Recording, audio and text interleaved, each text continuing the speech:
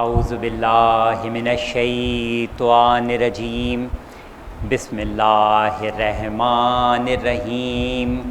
الحمدللہ رب العالمین والصلاة والسلام علی سیدنا و نبینا ابی القاسم محمد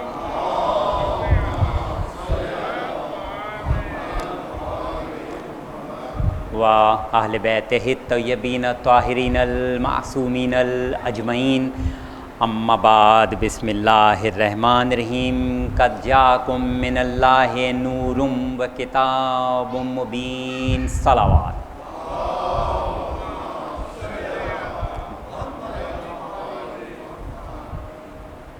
سب سے پہلے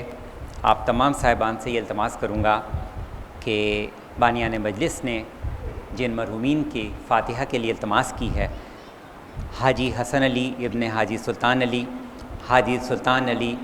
ابن اللہ رکھا، سریہ بیگم زوجہ سلطان علی، برکت علی ابن ولایت علی، نثار فاطمہ ابن رمضان علی، زمرد اعجاز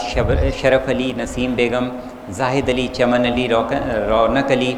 صغیر احمد، ظہور احمد، طاہر حسین، طاہرہ بد، برکت علی، شہناز بیگم، سمینہ بیگم، یاسمین بیگم اور کل ارواح مومنین و مومنات، اور جن کا کوئی بھی فاتحہ پڑھنے والا نہیں، ان سب کے ارواح کو یاد کرتے ہوئے سورہ فاتحہ۔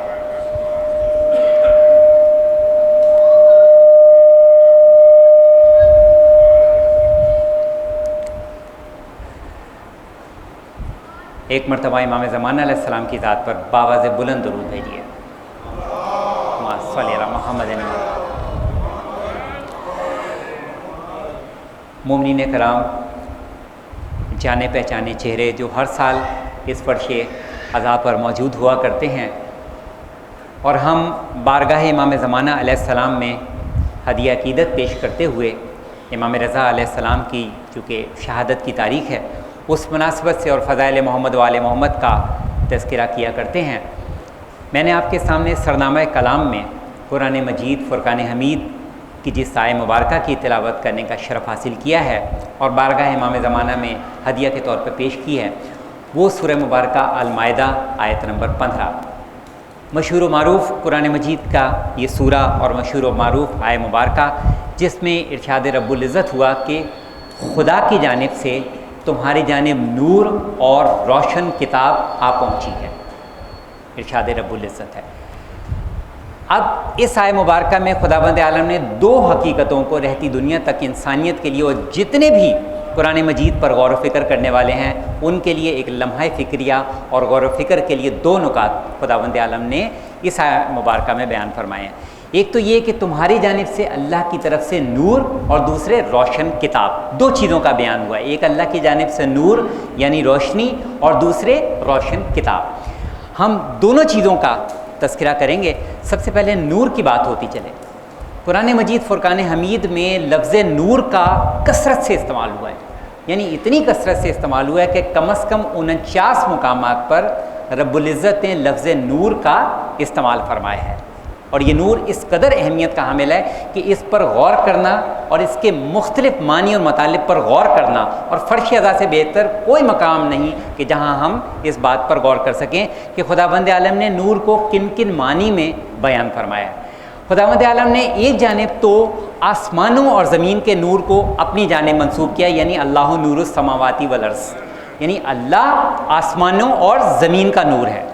ارشاد رب العزت۔ اور خداوند عالم نے اس آیہ مبارکہ میں جو مزید وضاحت کی کہ اس نور کی مثال ایک ایسے طاق کی مانند ہے جس کے اندر ایک چراغ ہو، اور وہ چراغ ایسا ہے کہ جو نہ شرقی ہے یعنی جو نہ مشرق والا ہے اور نہ غربی ہے یعنی نہ مغرب والا ہے، اور یہ چراغ ایک ایسے زیتون کے درخت سے روشن کیا جاتا ہے، مگر خداوند بزرگ برتر نے اس حقیقت کو بھی بیان فرمایا ہے کہ اس چراغ کی خاصیت یہ ہے کہ بعض اوقات ضرورت بھی نہیں کہ زیتون کے درخت یعنی زیتون کی روشنی کے بغیر بھی یہ چراغ روشنی پا سکتا ہے، اور ہر دور ہر زمانے میں یہ چراغ روشن رہے گا۔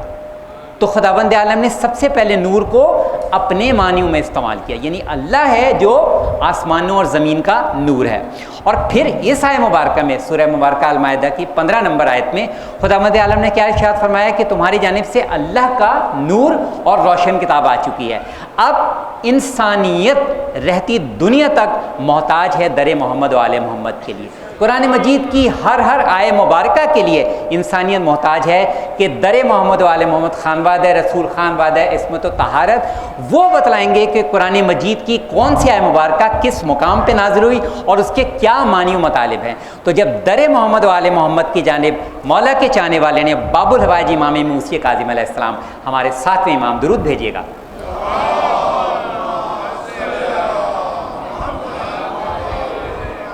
ساتویں امام کے در امامت پر جب امام کے چاہنے والے نے یہ سوال کیا کہ خداوند عالم نے جو یہ کثرت سے لفظ نور کا استعمال کیا ہے تو اس نور سے کیا مراد ہے، تو امام موسی کاظم علیہ السلام نے مسکرا کر، صلی اللہ محمد و آل محمد، امام نے مسکرا کر اپنے چاہنے والے کی جانب نگاہ کی اور ایک تاریخی جملہ ارشاد فرمایا، اور یہ جملہ میں بارگاہ امام زمان علیہ السلام میں ہدیہ پیش کرتا ہوں۔ امام موسی کاظم علیہ السلام فرماتے ہیں کہ قرآن مجید میں جو لفظ نور استعمال ہوا ہے اس سے مراد ہم محمد و آل محمد کی ولایت ہے، ولایت محمد و آل محمد ہے جس کو خداوند عالم نے نور کے معنی میں استعمال کیا ہے، اور یہ وہ نور ہے جو کہ نور ولایت ہے، یہ نور ہے جو کہ نور ہدایت ہے، یہ نہ شرقی ہے اور نہ غربی ہے، اور یہ ہر دور ہر زمانے میں روشنی دیتا رہے گا۔ یعنی محمد و آل محمد کا جب یہ ارشاد ہے، ہمارے امام فرماتے ہیں، چھٹے امام صادق آل محمد امام جعفر صادق علیہ السلام، درود بھیجیں۔ امام فرماتے ہیں کہ ہم میں سے ہر ایک ستارے کی مانند ہے، ایک غروب ہوتا ہے تو دوسرا طلوع ہوتا ہے، تیسرا غروب ہوتا ہے تو چوتھا طلوع ہوتا ہے، یہاں تک کہ یہ سلسلہ ہمارے قائم آل محمد امام مہدی آخر الزمان علیہ السلام تک جاری رہے گا، محمد و آل محمد۔ تو یہ نور کا جو سلسلہ ہے یہ جاری رہے گا، یہ نور ولایت ہے، یہ نور ہدایت ہے۔ کیوں؟ کیونکہ اس کا منبع ذات علی ابن ابی طالب علیہ السلام، درود بھیجیے گا مولا کی ذات میں، کہ ہمارے مولا کی ولایت امیر المومنین، کہ جب ہمارے لیے یہ حکم ہے کہ زینوا مجالسکم بذکر علی ابن طالب علیہ السلام، اپنی محفلوں کو، اپنی مجالس کو جہاں بھی جمع ہو اس مقام کو رونق بخشو ذکر علی ابن طالب علیہ السلام۔ تو پھر قرآن مجید ہی سے کیوں نہ ہم ذکر علی ابن طالب علیہ السلام کریں، کہ قرآن مجید میں جو یہ ارشاد رب العزت ہوا کہ کل انما قد جاءکم بعدم رسول خدا صلی اللہ علیہ وسلم فرماتے ہیں کہ میں ارشاد رب العزت یہ بیان کر رہا ہوں کہ اللہ یہ ارشاد فرماتا ہے کہ میں تم کو فقط اور فقط ایک چیز کے بارے میں نصیحت کرتا ہوں، صرف اور صرف ایک چیز کے بارے میں خداوند عالم رہتی دنیا تک انسانیت کو نصیحت کر رہا ہے، اور اس کے متعلق خداوند عالم یہ ارشاد فرماتا ہے کہ تم میں سے جو بھی افراد دو دو کر کے یا ایک ایک کر کے اس چیز کے لیے اکٹھے ہو جائیں، جمع ہو جائیں، اور اس کے بعد غور کریں کہ وہ کیا نصیحت ہے، ایک چیز کے بارے میں خداوند عالم نے نصیحت فرمائی ہے۔ اور جب ہمارے رسول خدا حضرت محمد مصطفیٰ صلی اللہ علیہ وسلم ان کے در رسالت پر چاہنے والے نے یہ سوال کیا کہ وہ کون سی آخر ایک ایسی نصیحت ہے جس کے متعلق خداوند عالم نے اتنی تاکید کی ہے کہ تمہیں فقط و فقط ایک ہی چیز کے بارے میں نصیحت کی جا رہی ہے جس کو تم امت تک پہنچاؤ، تو رسول خدا صلی اللہ علیہ وسلم نے فرمایا کہ اس ایک نصیحت سے مراد ولایت امیر المومنین حضرت علی بن طالب علیہ السلام ہے۔ یا علی یا علی یا علی یا علی، اللہم صلی علی محمد و آل محمد وعجل فرجہم۔ فقط و فقط ایک نصیحت جس کا پابند رسول خدا کو کیا گیا ہے کہ رہتی دنیا تک انسانیت کو اس پیغام کو پہنچایا جائے، وہ ولایت امیر المومنین حضرت علی بن طالب علیہ السلام ہے، کہ نسلوں تک اس پیغام کو پہنچایا جائے۔ یہی وجہ ہے کہ ذات والا رسول خدا نے حضرت علی بن طالب علیہ السلام کو جب اپنے دوش رسالت پر بلند کیا تو اس سے پہلے رسول خدا نے امت سے، لاکھوں کے مجمع سے پہلے اس بات کی گواہی لی کہ کیا میں تم پر تمہارے جانوں اور نفسوں سے زیادہ حق نہیں رکھتا۔ جب اس بات کا اقرار کر لیا گیا تب رسول خدا صلی اللہ علیہ وسلم نے علی کو اپنے دوش پر بلند کر کے من کنت مولا فہذا علی مولا کہہ کر اس بات کو ثابت کیا کہ رہتی دنیا تک انسانیت اور یہ امت محمدی پابند ہے کہ اس کے نفوس کا حاکم علی ابن ابی طالب علیہ السلام ہے، اور جب تک یہ ولایت امیر المومنین سے متمسک رہیں گے نہ یہ گمراہ ہوں گے اور نہ یہ راہ نجات سے دور ہوں گے۔ خوشنودی مولا امیر المومنین بابا بلند صلوات صلی اللہ محمد وآل محمد وعجل فرجہم عجل فرجہم۔ اور یہ وہ ولایت امیر المومنین حضرت علی بن ابی طالب علیہ السلام، یہ فضائل و کمالات محمد و آل محمد ہیں کہ جن کے متعلق ہمارے پانچویں امام امام محمد باقر علیہ السلام، درود بھیجیے۔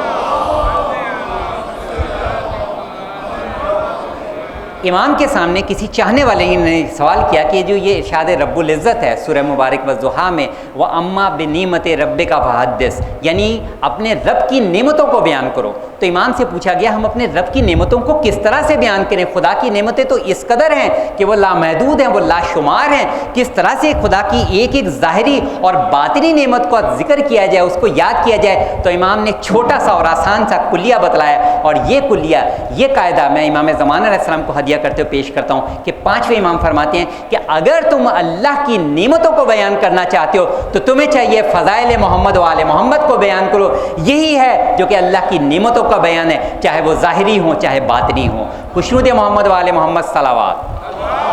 صلی اللہ محمد وآل محمد۔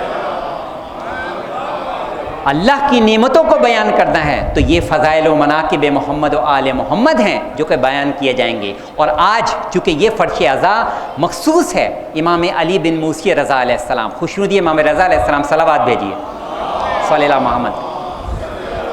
محمد و آل محمد وعجل فرجہم، کہ امام کے یہاں پر کچھ فضائل، کچھ مناقب، ان کی کچھ سیرت کے کچھ گوشے یہاں پہ بیان کرنا مقصود ہیں، جو کہ ایک مرتبہ پھر میں جملے کی تکرار کروں گا چونکہ یہ فرش عزا امام زمانہ کو ہدیہ کرتے بچھائی گئی، اس لیے اس کا ایک ایک لفظ، ایک ایک جملہ تا حد مصائب امام زمانہ کو ہدیہ ہوتا رہے گا۔ تو میں یہاں پر امام موسی کاظم علیہ السلام کے حوالے سے یہ بیان کرنا چاہوں گا کہ روایت میں ملتا ہے کہ امام موسی بن جعفر علیہ السلام اپنے تمام فرزندان کے درمیان موجود ہیں، اپنے تمام بیٹوں کے درمیان موجود ہیں، اور اس وقت امام کے ایک چاہنے والے نے امام سے یہ سوال کیا، راوی نے امام سے یہ سوال کیا کہ یا امام، موت برحق ہے، جب نبی مرسل نہ رہے تو پھر کون رہے گا؟ ہمیں اس بات کا اندیشہ ہے کہ جب آپ اس دنیا سے تشریف لے جائیں گے تو پھر آپ کا وارث کون ہوگا، یہ عہدہ امامت کہاں تک پہنچے گا؟ تو اس وقت امام موسی بن جعفر علیہ السلام، ہمارے ساتویں امام، نے ایک مرتبہ اپنے تمام بیٹوں کی جانب نگاہ کی اور اس کے بعد علی بن موسی رضا علیہ السلام کی جانب نگاہ کر کے ایک جملہ ارشاد فرمایا میرا یہ بیٹا علی بن موسی رضا وہ ہے کہ جس کو میں نے اپنے جد علی ابن ابی طالب علیہ السلام کا نام اور ہمارے چوتھے امام علی بن حسین کا نام دیا ہے، اور اس کو میں نے اپنی کنیت بھی عطا کی ہے۔ یہ وہ میرا بیٹا ہے جو سب کا آقا ہے اور جو سب کا سردار ہے، جو فضیلتوں میں سب سے بڑھ کر ہے۔ اور امام موسی کاظم علیہ السلام نے یہ بھی جملہ ارشاد فرمایا میرا یہ بیٹا وہ ہے جو غمزدوں کے غم کو دور کرے گا، جو بے لباسوں کو لباس عطا کرے گا، جو بھوکوں کو کھانا کھلائے گا، جو قیدیوں کو رہائی عطا کرے گا، یہ وہ ہے جس کی وجہ سے خوفزدہ کو امن ملے گا، یہ وہ ہے جو کہ بہترین سیرت و اخلاق کا مانند ہوگا۔ امام موسی کاظم علیہ السلام و امام رضا علیہ السلام بآواز بلند صلوات صلی اللہ محمد وآل محمد وعجل فرجہم۔ اس طرح خود امام علی بن موسی رضا علیہ السلام کی امامت کے بارے میں امام موسی کاظم علیہ السلام نے خود نص فرمائی، یعنی ان کے متعلق خود امام موسی کاظم علیہ السلام نے ارشاد فرمایا۔ اسی طریقے سے امام کا ایک اور پیروکار، امام کا ایک اور عقیدت رکھنے والا ایک ایسے موقع پر امام موسی کاظم علیہ السلام کی خدمت میں پہنچتا ہے جو کہ بڑا پرآشوب زمانہ ہے، خطرات سے بھرپور زمانہ ہے۔ اس وقت وہ امام کے پاس پہنچتا ہے اور وہ یہ کہتا ہے کہ یا امام، میں آپ کی صحت میں بھی کچھ تغیر و تبدل دیکھ رہا ہوں، زمانے کے حالات بھی کچھ ایسے ہیں، یا امام یہ بتلائیے کہ اگر آپ اس دنیا میں نہ رہے تو پھر آپ کے بعد آپ کا وارث کون ہوگا، آپ کا جانشین کون ہوگا؟ امام نے اس وقت ایک لمحے کے لیے توقف کیا اور اس کے بعد امام نے خاموشی اختیار فرمائی، اور پھر امام نے اس چاہنے والے کو اپنے ساتھ لیا اور کچھ دور لے جا کر امام موسی کاظم علیہ السلام نے فرمایا کہ اب میں تمہیں بتلاتا ہوں کہ میرے بعد میرا جانشین کون ہوگا، مگر میں جو بھی تم کو بتلاؤں، میرا تم سے یہ وعدہ و وعید ہے کہ تم جب تک میری جانب سے اجازت نہ ہو تم اس وعدے کو پابند رہو گے اور اس معاملے کو بیان نہیں کرو گے۔ اس کے بعد امام موسی کاظم علیہ السلام فرماتے ہیں کہ سنو، میں نے خواب میں دیکھا کہ ہمارے نانا ہمارے جد رسول خدا صلی اللہ علیہ وآلہ وسلم تشریف لائے ہیں، صلی اللہ محمد وآل محمد، رسول خدا کی ذات پہ بلند ترین درود بھیجا کیا میں، صلی اللہ محمد وآل محمد واجر فجم۔ کیونکہ درود کا نام آ گیا تو میں ایک روایت بیان کرتا چلوں، اس کے بعد یہ اس حوالے سے تذکرہ کروں گا کہ رسول خدا صلی اللہ علیہ وسلم یہ ارشاد فرماتی ہیں، اور اس ارشاد کو ہمارے چھٹے امام نے بھی یعنی امام جعفر صادق علیہ السلام نے بھی نقل کیا ہے۔ وہ فرماتے ہیں کہ روز محشر لوگوں کا ایک گروہ حاضر کیا جائے گا اور اس سے یہ سوال کیا جائے گا کہ تم پر رسول خدا صلی اللہ علیہ وسلم کا کیا حق ہے؟ تو وہ گروہ بڑھ کر یہ کہے گا کہ ہم ذات رسول خدا حضرت محمد مصطفیٰ صلی اللہ علیہ وسلم پر درود بھیجا کرتے تھے۔ تو اس وقت ان کو یہ ارشاد کیا جائے گا کہ ان میں سے جو کتنے ہی زیادہ گناہگار ہی کیوں نہ ہو اس کو جنت میں داخل کیا جائے۔ لہذا صلوات اللہم صلی اللہ محمد وآل محمد واجر فجر۔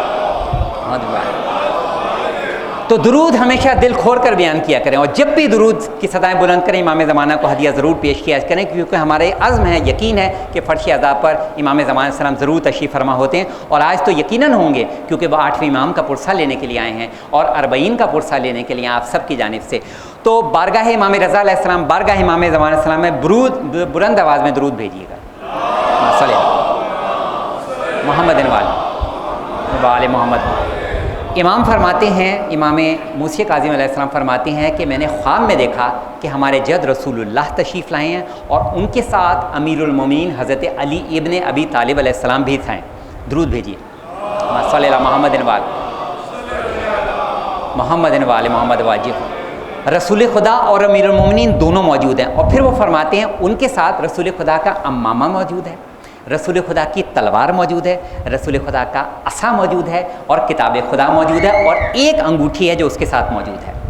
امام کے چاہنے والے نے امام سے سوال کیا کہ اب یہ ارشاد فرمائیے کہ یہ جو تمام چیزیں جو رسول خدا اور امیر المومنین کے ساتھ موجود ہیں تو اس سے کیا مراد ہے؟ تو اس وقت امام موسی کاظم علیہ السلام نے فرمایا کہ سنو،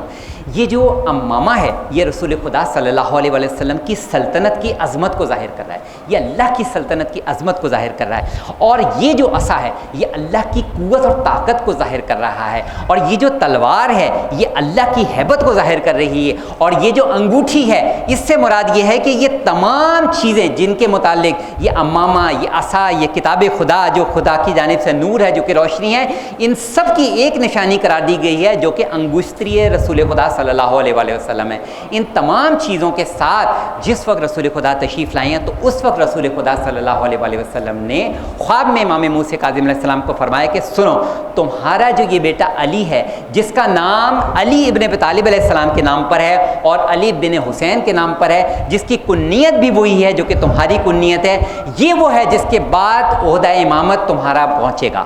رسول خدا فرما رہے ہیں۔ تو رسول خدا نے خود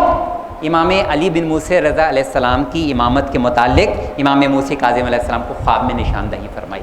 اور اس طریقے سے امام موسی کاظم علیہ السلام درجہ امامت پر فائز ہوئے، شرف امامت پر فائز ہوئے۔ امام علی بن موسی رضا علیہ السلام کے فضائل و کمالات کا اس قدر ایک طویل بیان ہے کہ ان کے متعلق جس قدر بھی اگر اس فرش عطا پر ہم بیان کرتے چلے جائیں تو ہم ان کے فضائل و مناقب کا احاطہ نہیں کر سکیں گے۔ میں امام کے حوالے سے ان کی فضیلت کا ایک چھوٹا سا نقطہ بیان کرنا چاہوں گا کہ امام کا ایک چاہنے والا امام کے پاس آیا، بڑی دور سے سفر کر کے آیا اور بہت کچھ مال و متال، بہت کچھ تحائف لے کر امام کے پاس پہنچا۔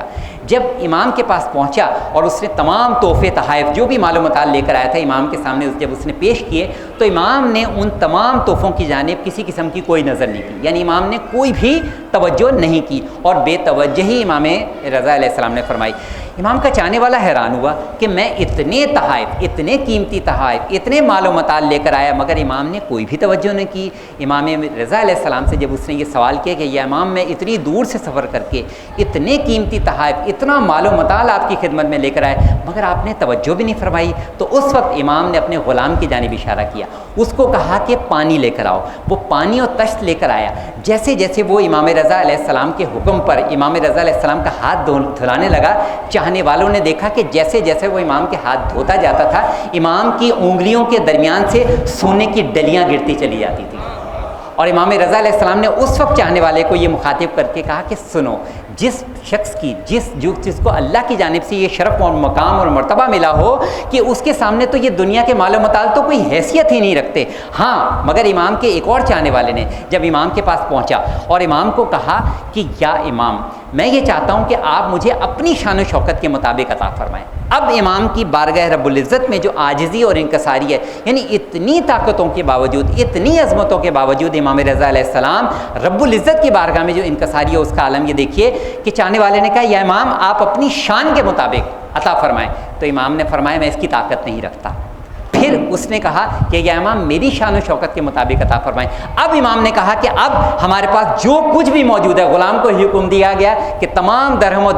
دینار لے کر آؤ، اس کو پیش کرو، اس کو تحفے کے طور پہ پیش کرو. یہ ہے امام رضا علیہ السلام کہ دیکھیے ایک جانب اپنے رب العزت کی بارگاہ میں وہ انکساری کا عالم کہ کہتے ہیں کہ میں کوئی طاقت ہی نہیں رکھتا، اور دوسری جانب جب امام کے سامنے یہ کہا گیا کہ میری شان و شوکت کے مطابق عطا کریں تو پھر امام نے جو کچھ بھی امام کے پاس موجود تھا سب کچھ حاضر کر دیا. بارگاہ رضوی میں باوز بلند صلوات بھیجیے.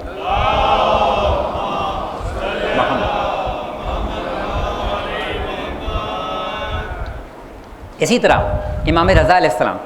ایک مرتبہ ایک بیمار کی عیادت کو پہنچتے ہیں. وہ بیمار، اس کو امام رضا علیہ السلام کی دعا کی وجہ سے نئی زندگی ملی تھی. وہ سخت بیمار تھا مگر امام رضا علیہ السلام نے اس کے لیے دعا کی، اس کو نئی حیات ملی. امام اس کے پاس پہنچتے ہیں اور امام اس سے پوچھتے ہیں کہ یہ بتا کہ تو نے موت کو کیسے پایا، تو قریب از موت تھا، تو نے موت کو کیسا پایا؟ اس نے کہا میں نے بہت سخت پایا موت کو.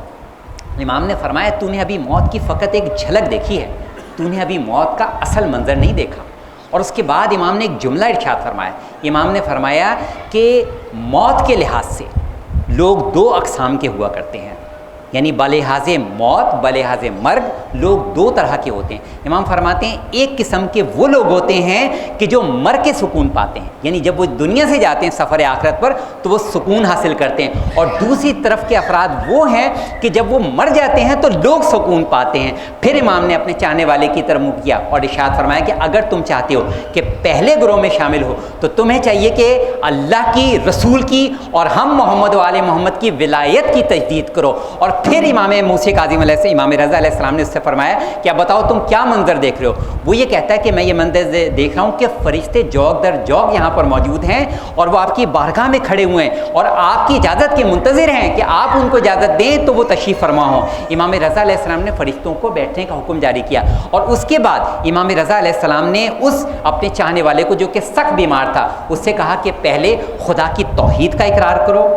ہمارے جد رسول اللہ صلی اللہ علیہ وآلہ وسلم کی نبوت اور رسالت کا اقرار کرو، اور ہم محمد و آل محمد کی ولایت کی تجدید کرو. جیسے جیسے وہ یہ جملے ادا کرتا جاتا تھا اس کی لبوں پر یہ زبان پر الفاظ جاری ہو رہتے تھے. وہ یہ کہتا تھا السلام علیکہ یبنا رسول اللہ، اے فرزند رسول میرا آپ پر سلام ہو، یقیناً آپ کی ذات ہے جو کہ برحق ہے. اور اس کے ساتھ امام کے وہ چاہنے والے نے آنکھیں بند کی اور وہ اپنے سفر آخرت پر روانہ ہوئے. اس طرح سے امام رضا علیہ السلام نے چاہنے والوں کو یہ پیغام بتلایا کہ اگر تم چاہتے ہو کہ آخرت میں سکون کے ساتھ اس دنیا سے جاؤ، یعنی تمہارے جانے کے بعد لوگ بھی تم سے امن و امان میں ہو، سکون میں ہو، اور تم خود بھی سکون کی حالت میں ہو، تو تمہیں چاہیے کہ ولایت محمد و آل محمد، ولایت امیر المومنین کی بار بار تجدید کرتے رہو، تاکہ وقت آخر جب تم پر نزدہ کا عالم طاری ہو تو پھر تمہیں ولایت محمد و آل محمد کی تجدید میں کوئی پریشانی نہ ہو. خوشنودی امام رضا علیہ السلام بابا سے بلند صلوات بھیجیے.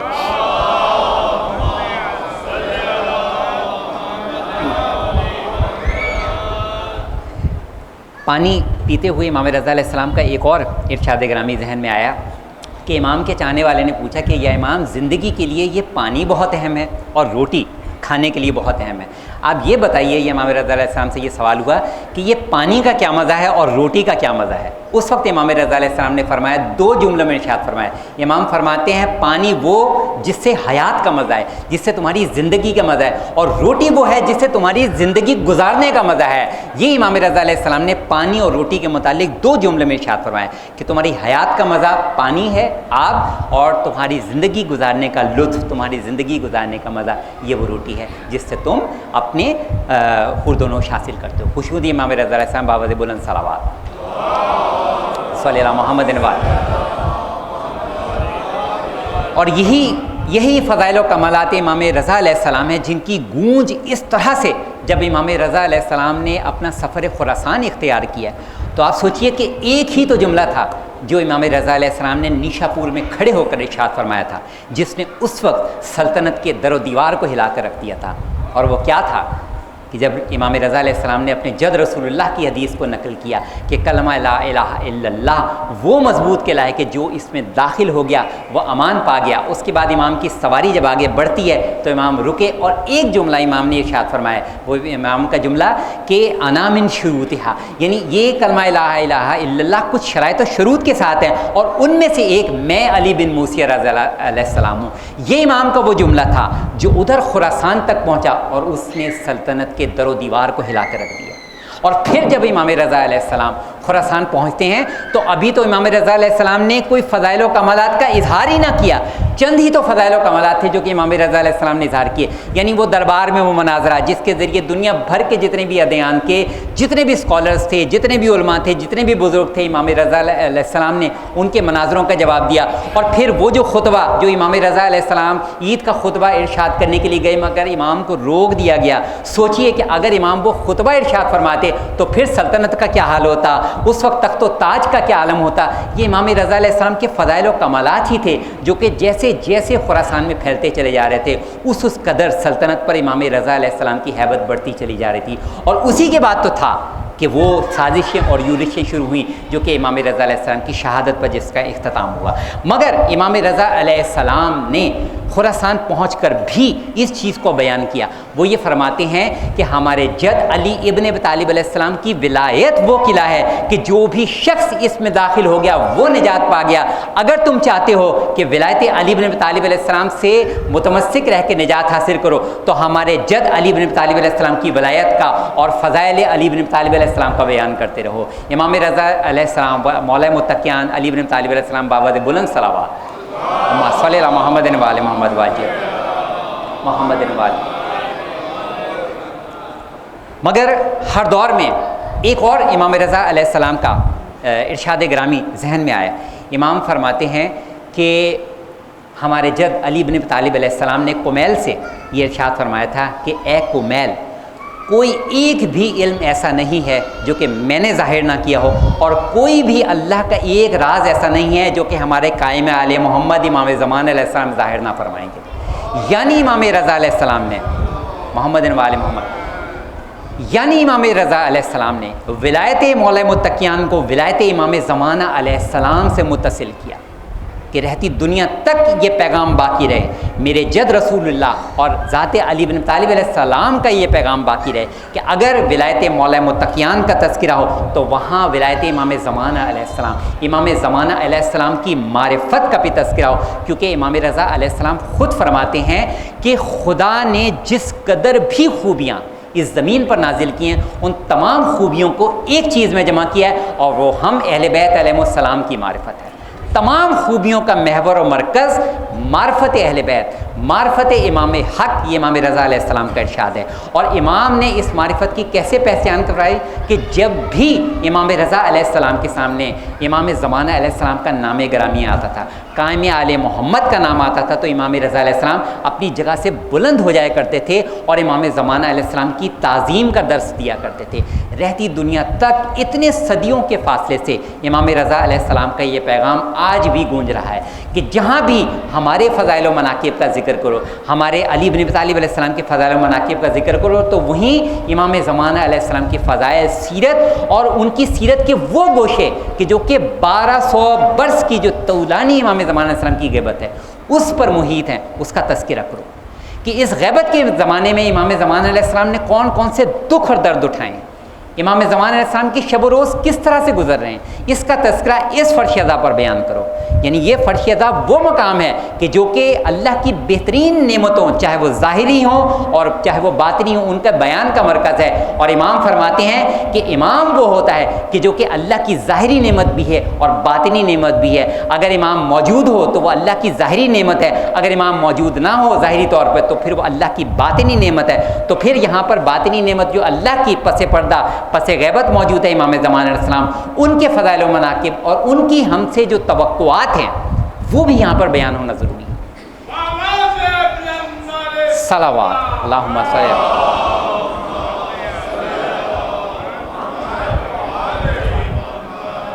کہ آخر یہ جو ہم 1448 ہجری میں سانس لے رہے ہیں اور ظہور امام زمان علیہ السلام جو کہ قریب سے قریب تر ہو چلا ہے، تو پھر اگر اس دور میں امام رضا علیہ السلام کے اس فرمان کو اگر ہم پانے کی کوشش کریں کہ امام فرماتے ہیں کہ تمام خوبیوں کو، تمام کمالات کو خدا نے ایک چیز میں پوشیدہ کیا ہے، وہ ہے معرفت امام حق، امام کی پہچان۔ اور اس کا جو آسان ترین کلیہ امام رضا علیہ السلام نے فرمایا ہے وہ یہ ہے کہ جس قدر تمہاری ذات کا انحصار اپنے وقت کے امام پر بڑھتا چلا جائے گا، اسی قدر تمہارے دل میں، تمہارے شعور میں، تمہارے جسم و روح میں امام کی معرفت بڑھتی چلی جائے گی۔ خشودی امام رضا علیہ السلام و معرفت امام زمان علیہ السلام، بابا دے بلند صلوات بھیجیے صلی اللہ محمد محمد نواز۔ اور ہمارے رسول خدا صلی اللہ علیہ وآلہ وسلم سے لے کر درود بھیجیے رسول خدا کی ذات پہ۔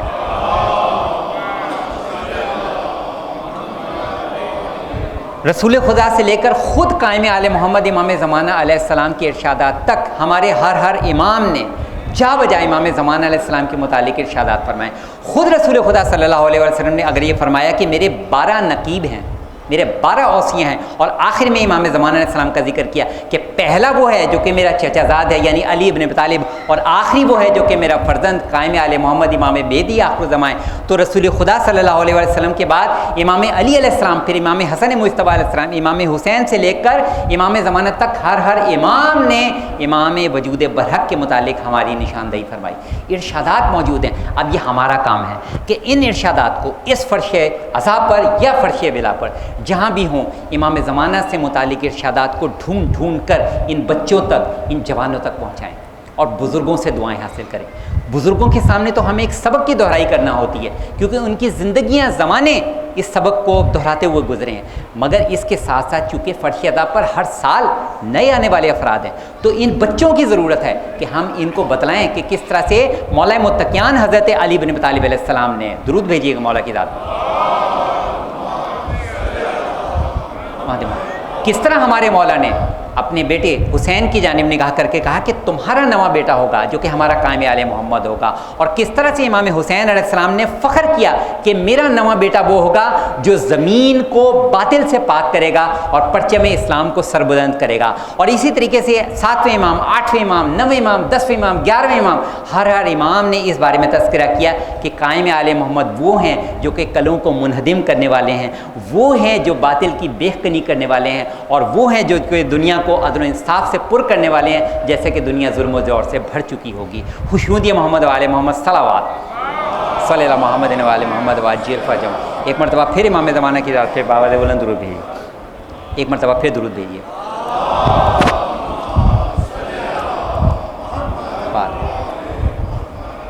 تو ہر فرش عزا پر یہ ہمارے 8ویں امام کی فضیلت ہے، یہ ہمارے 11ویں امام کی فضیلت ہے، یہ ہمارے 12ویں امام کی فضیلت ہے، مگر اس فرش عزا پر ہم کتنے ہی فضائل و مناقب بیان کرتے چلے جائیں، مگر پردے میں یقیناً ایک مستور ہوا کرتی ہے جو ایک رومال تھامے ہوئے، اپنے دست مبارک میں ایک رومال کو تھامے ہوئے منتظر ہوتی ہے کہ کب ان عزاداروں کی آنکھوں میں 2 آنسو آئیں اور وہ بی بی ان آنسوؤں کو اپنے رومال مقدس میں روز محشر کے لیے محفوظ کر لے اور روز محشر کے لیے ان آنسوؤں کو ضمانت بنائے، وجہ شفاعت میری آپ کی ہم سب کی شفاعت۔ ہمارے اسلاف،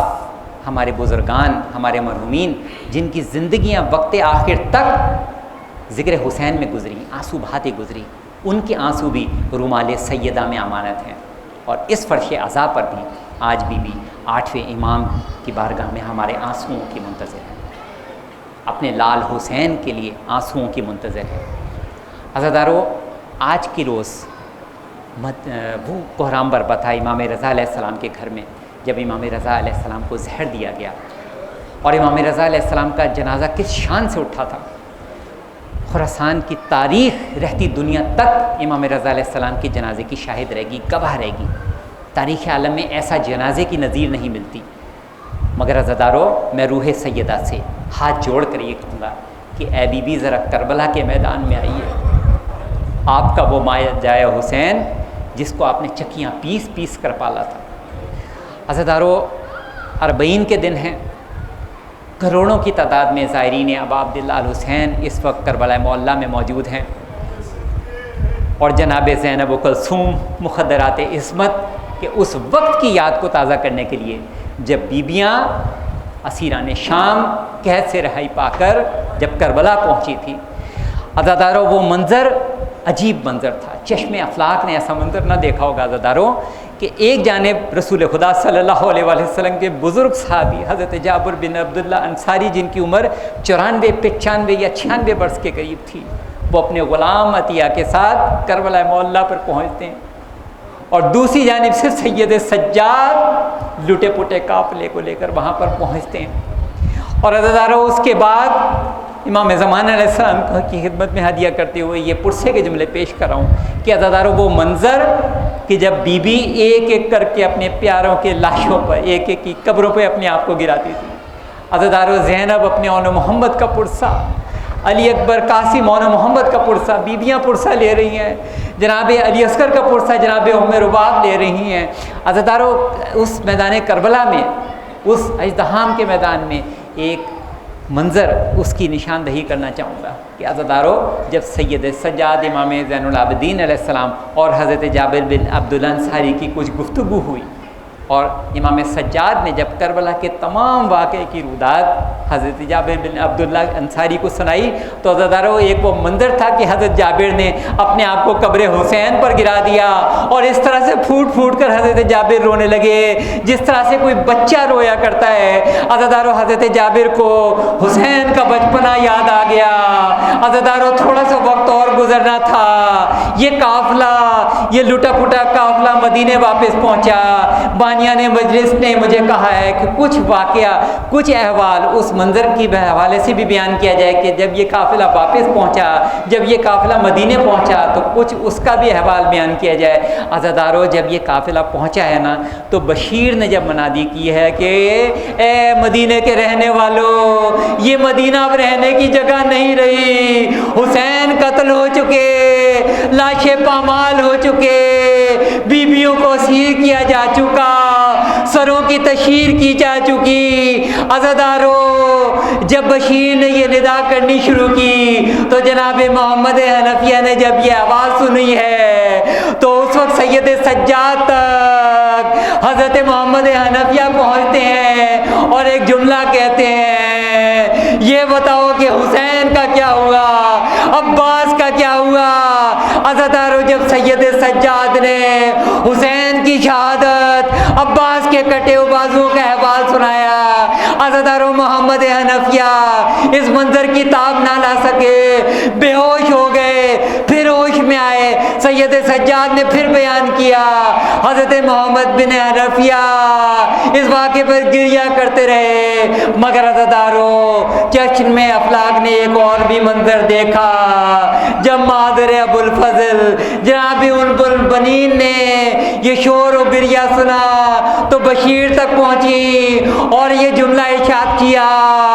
میرے بیٹوں کی سناؤ، میرے عباس کی سناؤ۔ عزیزدارو، بشیر نے کہا اپنے بیٹے کی نہ پوچھئے، آپ کے بیٹے کا ایک بازو قطع ہوا، دوسرا بازو قطع ہوا، کسی ظالم نے گر سر پہ لگایا، آپ کا بیٹا زمین پر آیا بغیر بازوؤں کے۔ اس وقت ام البنین کا گریہ تھا، ام البنین کا گریہ تھا، ام البنین کا مرثیہ تھا۔ فرماتی ہیں، اے مدینے کی عورتوں، اب مجھے بیٹوں والی ماں نہ کہنا، میرے وہ بیٹے ہی نہ رہے، میرا وہ شاہ مبین ہی نہ رہا جس کے وہ فرزندان تھے۔ اس کے بعد جناب ام البنین کا یہی دستور تھا،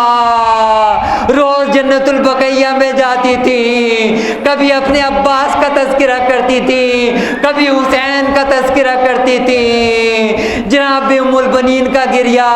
اتنا بلند ہوتا تھا، عزیزدارو وہاں سے گزرتے ہوئے مسافر بھی وہاں پہ رک جائے کرتے تھے، اور سخت سے سخت دل والے بھی دہاڑے مار مار کر گریہ کیا کرتے تھے۔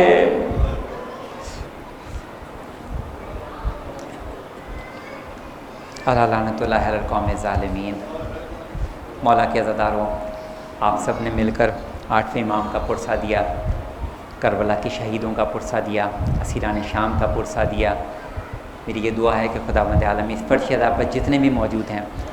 آپ سب میں جو بیمار ہیں، خداوند عالم سب کو صحت و شفا عطا فرمانا، جو پریشان حال ہیں ان کی پریشانیوں کو دور فرمانا، جو مقروض ہیں ان کے قرضوں کو غیب سے ادا فرمانا، جو تنگ دست ہیں ان کی تنگ دستی کو دور فرمانا،